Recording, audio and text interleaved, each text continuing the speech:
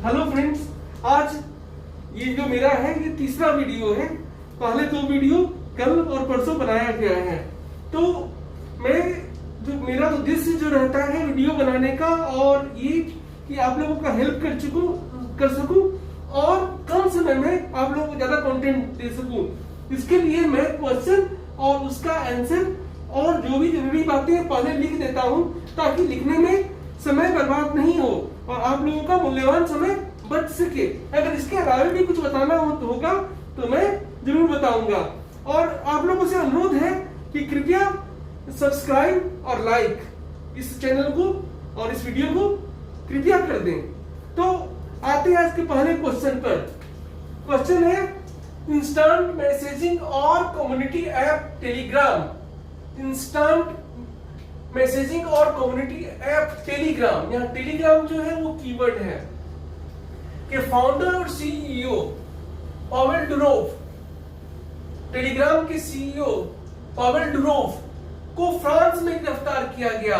Telegram के CEO founder Pavel Durov को France में गिरफ्तार किया गया। वे किस देश के हैं? तो उत्तर है रसिया, रूस के। यहाँ पर 4 जो कीवर्ड है वो टेलीग्राम के फाउंडर पावेल डुरोव फ्रांस में गिरफ्तार किया गया और वो रूस के हैं, रसिया के हैं। अब इस बारे में कुछ और जानकारी हम प्राप्त कर लेते हैं। तो सबसे पहला है कि डुरोव को पेरिस के बाहर बॉर्गेट एयरपोर्ट पर गिरफ्तार किया गया था। वो वहां पर बॉर्गेट एयरपोर्ट पर अपने प्राइवेट जेट से पहुंचे थे और उनके पहुंचने से पहले ही गिरफ्तारी वारंट जारी हो चुका था। उन पर क्रिमिनल कंटेंट रोकने में नाकाम रहने का आरोप है। उन पर क्या आरोप है? तो क्रिमिनल कंटेंट रोकने में नाकाम रहने का आरोप है और उनको बॉर्गेट एयरपोर्ट पर गिरफ्तार किया गया। पावेल डुरोव और उनके भाई निकोलाई डुरोव ने 2013 में टेलीग्राम की शुरुआत की थी। 2013 में शुरुआत की थी। 11 वर्ष हो चुके हैं टेलीग्राम का लॉन्च किए हुए, शुरुआत किए हुए। यह 14 अगस्त 2013 को पहली बार iOS पर और 20 अक्टूबर 2013 को एंड्रॉइड के लिए डाउनलोड किया गया।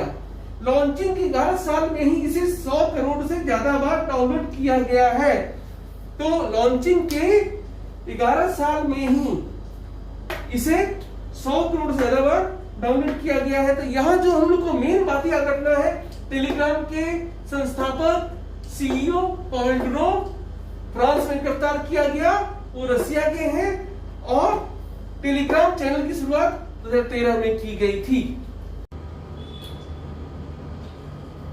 दोस्तों आज का दूसरा क्वेश्चन है 25 अगस्त से 8 सितंबर 25 अगस्त से 8 सितंबर के मध्य कौन सा पखवाड़ा मनाया जाता है? फोर्टनाइट। 25 अगस्त से 8 सितंबर के बीच कौन सा पखवाड़ा मनाया जाता है? तो उत्तर है राष्ट्रीय नेत्रदान पखवाड़ा।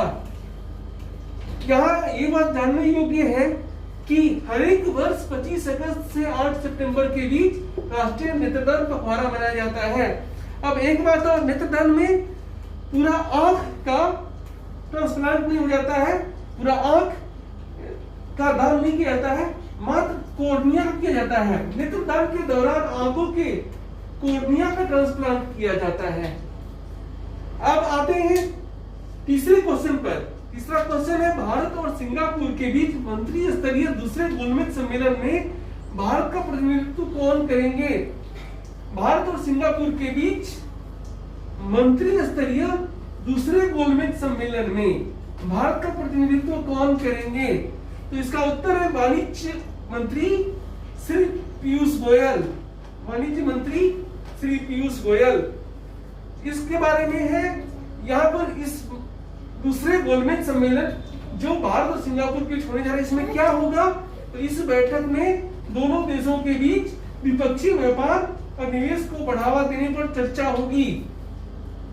तो ये 2 क्वेश्चन है। तो पहला क्वेश्चन याद रखने लायक बात है कि प्रत्येक वर्ष 25 अगस्त से 8 सितंबर के मध्य राष्ट्रीय नेत्रदान पखवाड़ा मनाया जाता है। नेत्रदान के दौरान आंखों की कॉर्निया का ट्रांसप्लांट किया जाता है। और दूसरा है तीसरा क्वेश्चन है आज का, और इस बोर्ड का दूसरा क्वेश्चन है भारत और सिंगापुर के बीच जो दूसरे गोलमेज सम्मेलन होने जा रहा है मंत्री स्तरीय, उसमें भारत का प्रतिनिधित्व श्री पीयूष गोयल वाणिज्य मंत्री करेंगे। दोस्तों आज का चौथा क्वेश्चन है, आज से न्यूयॉर्क में शुरू हो रहे यूएस ओपन, अमेरिकी ओपन टेनिस टूर्नामेंट में भारत की तरफ से एकल तथा युगल में कौन से खिलाड़ी भाग लेंगे? तो एकल में भाग लेंगे सुमित नागल और युगल में भाग लेंगे रोहन बोपन्ना। तो एक और क्वेश्चन बन जाता है यहां से कि सुमित नागल किस खेल के खिलाड़ी हैं? तो सुमित नागल टेनिस के खिलाड़ी हैं और रोहन बोपन्ना जो है वो युगल में भारत का प्रतिनिधित्व करेंगे, भारत से भाग लेंगे। प्रतिनिधित्व करने के लिए एक से अधिक खिलाड़ी भी इस खेल में पार्टिसिपेट कर सकते हैं एक देश से। तो अब जान लेते हैं यूएस ओपन के बारे में। तो यूएस ओपन टेनिस टूर्नामेंट जो है वो साल का लास्ट ग्रैंड स्लैम टूर्नामेंट है टेनिस का।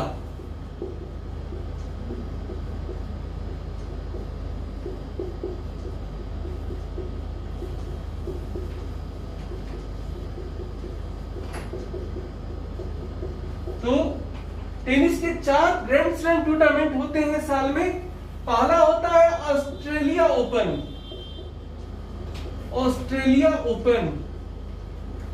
दूसरा होता है फ्रेंच ओपन, तीसरा होता है विंबलडन और चौथा होता है यूएस ओपन। तो साल के सबसे शुरुआत में जो खेला जाता है वो ऑस्ट्रेलिया के मेलबोर्न में खेला जाता है Australia open grand slam tennis का। दूसरा खेला जाता है फ्रेंच ओपन पेरिस में। ये जो है इस फ्रेंच ओपन की विशेषता है कि लाल बजरी पर, लाल मिट्टी पर खेला जाता है। और तीसरा जो होता है ये सबसे प्रतिष्ठित है विंबलडन, ये खेला जाता है हरे घास पर और ये खेला जाता है लंदन में। तो 3 हो गया और चौथा जो है यूएस ओपन खेला जाता है न्यूयॉर्क में और ये फ्लशिंग मेडोज पर खेला जाता है। तो चारों का जो क्रम है साल में शुरुआत से चारों ग्रैंड स्लैम का, Australia open, French open, Wimbledon और यूएस ओपन। ऑस्ट्रेलिया ओपन जो है वो साल की शुरुआत में जनवरी में ही खेला जाता है और इस साल रोहन बोपन्ना जो है अपने युगल जोड़ीदार के साथ मिलकर ऑस्ट्रेलिया ओपन खिताब जीते थे और सबसे बुजुर्ग नंबर 1 का रैंकिंग पाने वाले खिलाड़ी बने थे। फ्रेंच ओपन लाल मिट्टी पर, लाल बजरी पर खेला जाता है। विंबलडन घास के मैदान पर खेला जाता है, ये सबसे प्रतिष्ठित माना जाता है। विंबलडन जो लंदन में होता है और यूएस ओपन जो है साल का सबसे लास्ट है और ये न्यूयॉर्क में खेला जाता है। आज का 5th क्वेश्चन है, भारत की किस बैडमिंटन खिलाड़ी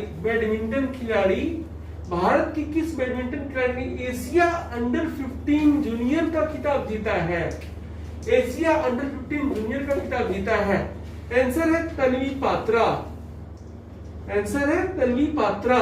तन्वी पात्रा ने एशिया अंडर 15 जूनियर चैंपियनशिप का खिताब जीता है। आइए जान लेते हैं इस टूर्नामेंट के बारे में, इनके बारे में। तो इस टूर्नामेंट में तन्वी पात्रा शीर्ष वरीयता थी। तो शीर्ष वरीयता प्राप्त तन्वी पात्रा ने चीन के चेंगडू में वियतनाम की थी थुवेन न्यूगेन को सीधे सेटों में 22-20, 20-11 से हराया। हालांकि पहले सेट में वो एक समय 11-17 से पीछे थी, लेकिन शानदार वापसी की और उन्होंने जीत हासिल की। वे यह खिताब जीतने वाली तीसरी भारतीय महिला खिलाड़ी हैं। इससे पहले 2017 में भारत की ओर से सामिया इमान फारूकी तथा 2019 में तस्नीम मीर ने यह खिताब जीता था। तस्नीम मीर यह खिताब जीत चुकी हैं। तो यहाँ पर याद रखने वाला बात है कि एशिया अंडर 15 जूनियर का खिताब जीता है, बैडमिंटन टूर्नामेंट खिताब जीता तन्वी पात्रा ने। उन्होंने कहा जीता चीन के चेंगडू में। किस देश के खिलाड़ी को हराया? तो वियतनाम की खिलाड़ी को हराया, और ऐसा करने वाली वे तीसरी भारतीय महिला खिलाड़ी हैं। ये 4 चीज याद रखना है कि एशिया अंडर 15 का खिताब बैडमिंटन खिताब जीता तन्वी पात्रा ने, चीन के चेंगडू में जीता, वियतनाम की खिलाड़ी को हराया, और ऐसा करने वाली तीसरी भारतीय महिला खिलाड़ी हैं।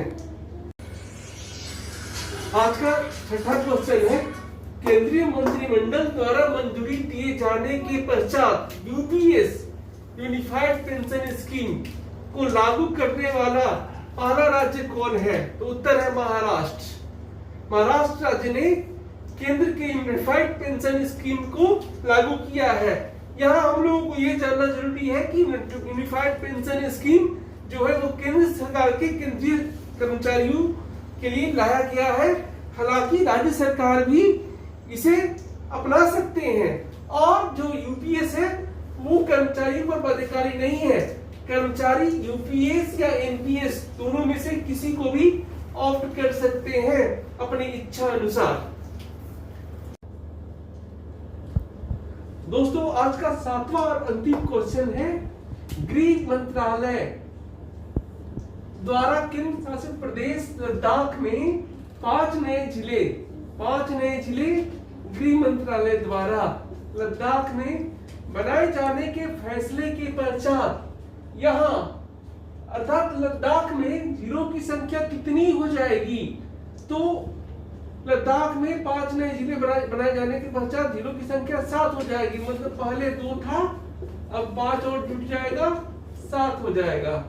और ये 5 नए जिले हैं, जास्कर, द्रास, साम, नुब्रा और चांगथांग। इसमें से जास्कर और द्रास जो है वो कारगिल रीजन के हैं, और साम, नुब्रा और चांगथांग लेह रीजन के हैं। तो इन 5 जिलों के अलावे पहले से चले आ रहे जिले कारगिल और लेह हो जाएंगे। इस तरह से 7 जिले हो जाएंगे लद्दाख में, 5 नए जिले। और ये 5 नए जिले बनाया किसने? ये बनाया यानी घोषणा किसने की? तो भारत सरकार के गृह मंत्रालय ने। भारत सरकार के गृह मंत्रालय ने। दोस्तों अगर आपको मेरा वीडियो पसंद आ रहा है तो कृपया लाइक और सब्सक्राइब जरूर कर लें, ताकि हम आगे भी और अधिक अच्छे कंटेंट दे सकें और अधिक मेहनत से वीडियो बना सकें। आगे मैं यूपीएस और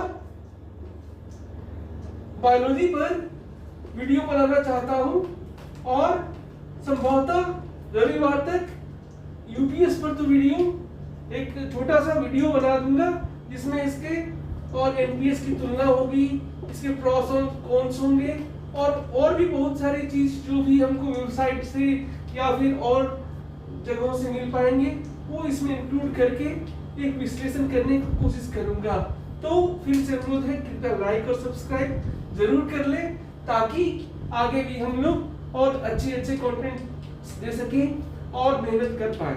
धन्यवाद।